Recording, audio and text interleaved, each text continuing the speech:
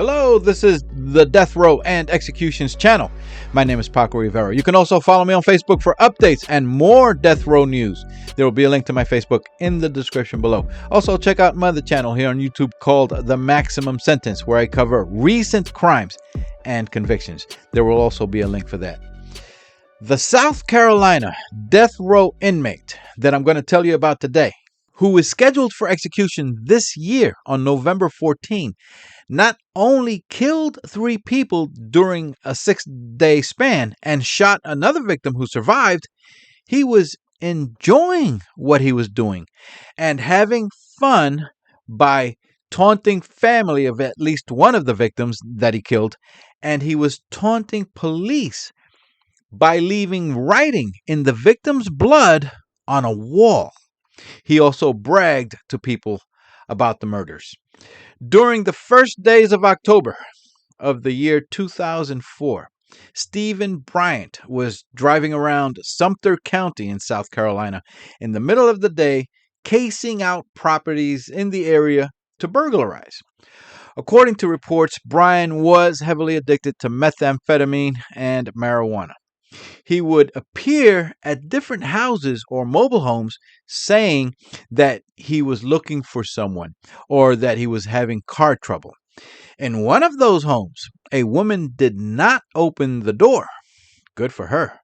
And as Bryant was leaving, she took down his license plate number and held on to it.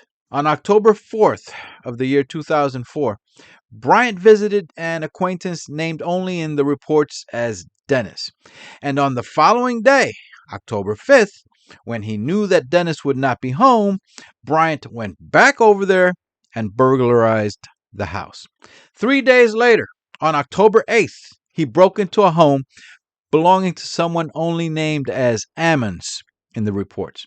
At that home, he stole a pistol and ammunition. Later on that same day of October 8th, Bryant came upon a 56-year-old man named Clifton Brown, who was fishing along the Watery River in Richland County in South Carolina. I suppose Bryant wanted to test the pistol that he stole earlier that day because he shot Clifton Brown in the back while the man was still fishing. Bryant fled from the scene, and Clifton Brown managed to get himself into his car and drove himself to Tuolumne Hospital in Sumter County. And thankfully, he survived. The following day, October 9th, Bryant met up with a friend who was also a co-worker who needed a ride. What job was Stephen Bryant working while he was committing all these crimes? Was he on vacation? Anyway, that co-worker's name was Clifton Gainey. Bryant took Gainey to a convenience store and after that continued on a drive until reaching a spot on Bells Mill Road in Wedgefield, South Carolina. Gainey needed to get out of the car to urinate, and while he was doing that, Bryant shot him several times, killing him. Bryant then drove away from the area, but he was seen by several witnesses that thought he appeared suspicious. Bryant went back to Clifton Gainey's mobile home, stole items that he loaded into his pickup truck, and then set the mobile home on fire.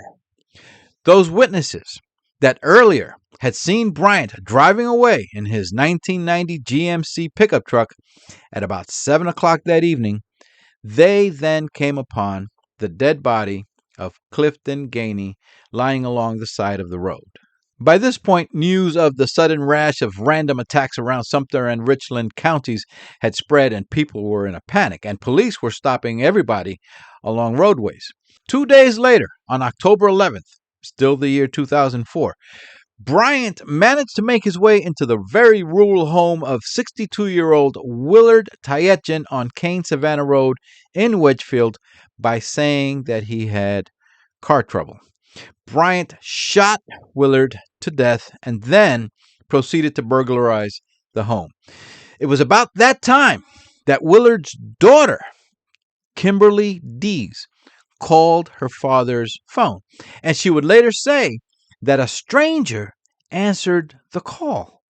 Stephen Bryant told her that she had the right number. Willard's daughter, Kimberly, demanded to speak to her father. According to the daughter, the man who answered the phone then told her, "You can't. I killed him." That's when Kimberly said, "This isn't funny. Who are you?" And the man responded by saying, "I'm the Prowler." The daughter alerted authorities after the call ended. Willard Tietjen was found dead in his home about 7:30 that night. When investigators processed the crime scene, they saw that someone, later known to be Stephen Bryant, had placed several lit candles around the dead body. And on a wall, they saw that someone had dipped the corner of a potholder in blood from the victim and used that corner edge of the potholder to write on the wall, "Victim 4 in 2 weeks. Catch me if you can." Apparently, his education is not that great since he misspelled a simple word, victim. Also, by this point, we only know of one attempted murder and one murder. That's 2 victims. So what 4 victims is he talking about? Anyway, it was obvious that not only was he taunting family of a victim, he was taunting police with that message that he wrote in blood on the wall. 2 days later, on October 13th, Stephen Bryant met 35-year-old Christopher Burgess at a convenience store. Chris had arrived there on his motorcycle. The store clerk, who would much later be interviewed by authorities, would say that he doesn't know if the 2 men knew each other or what plans the 2 men had made or what they talked about, but that Christopher Burgess had loaded his motorcycle on the back of Stephen Bryant's pickup truck and they drove away. The store clerk had also given investigators a great description of Stephen Bryant and the vehicle, the pickup truck. Just like Bryant did with Clifton Gainey, when Christopher Burgess needed to get out of the pickup truck to urinate on Middleton Road in Wedgefield, South Carolina, Bryant came up behind him and shot him several times, killing him. Bryant then drove off with Christopher's motorcycle in the back of the pickup truck, but Christopher's body won't be discovered until the following day. In the meantime, on the day that Christopher was killed, investigators were already following leads from information given to them by people in the Sumter County community that included a description of Bryant's 1990 GMC pickup truck that people saw in areas where burglaries or attacks had taken place, and they thought it was suspicious. And some of these people had the foresight to also take down the license plate number of Bryant's truck. So Stephen Bryant was questioned by police. On the following day, Christopher Burgess's body was found by a hunter passing by on an isolated road near the Manchester State Forest.